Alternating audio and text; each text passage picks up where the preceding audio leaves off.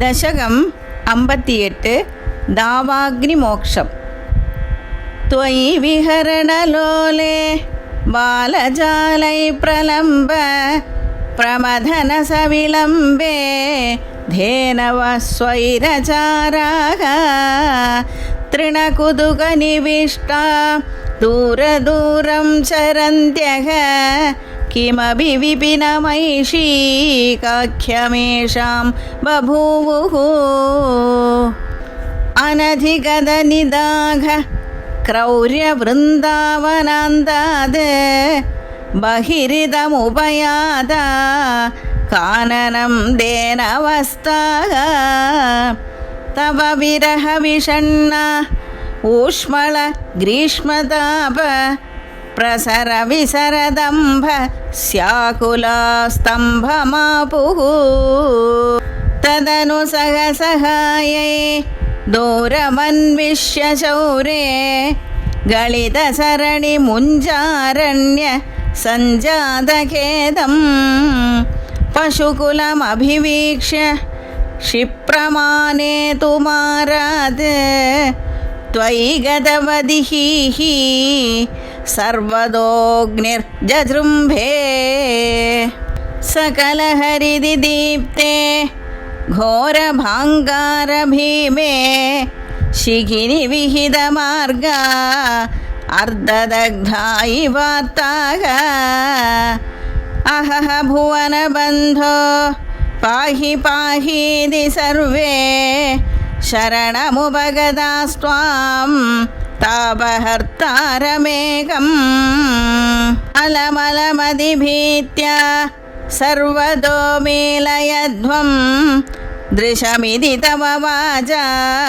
മീലിതാക്ഷേഷു തേഷു ക്വനു ദവദഹനോऽസൗ കുത്ര മുഞ്ചാടവീസ സപദി വവൃതിരേതേ ഹന്ത ഭാണ്ഡീരദേശേ ജയ ജയ തവ മായാ കേയമീശേതി തേഷാം നുദിഭിരുദിതഹാസോ ബദ്ധനാനാവിലാസഃ പുനരപി വിപിനന്ദേ പ്രാചരപ്പാടലാദി പ്രസവനികരമാത്ര ഗ്രാഹ്യ ഘർമാനുഭാവേ ത്വയി വിമുഖമിവോച്ചൈഃ താപഭാരം വഹന്തം തവ ഭജന വദന്ത പങ്കമുച്ചോഷയന്തം തവ ഭുജവദുദഞ്ജത് ഭൂരി തേജപ്രവാഹം തപ സമയമനൈഷീ യാമുനേഷു സ്ഥലേഷു തദനു ജലദജാലൈ ത്വദ്വപുസ്തുല്യഭാഭിഃ വികസതമലവിദ്യുത് പീതവാസോ വിലാസൈഃ സകലഭുവനഭാജാം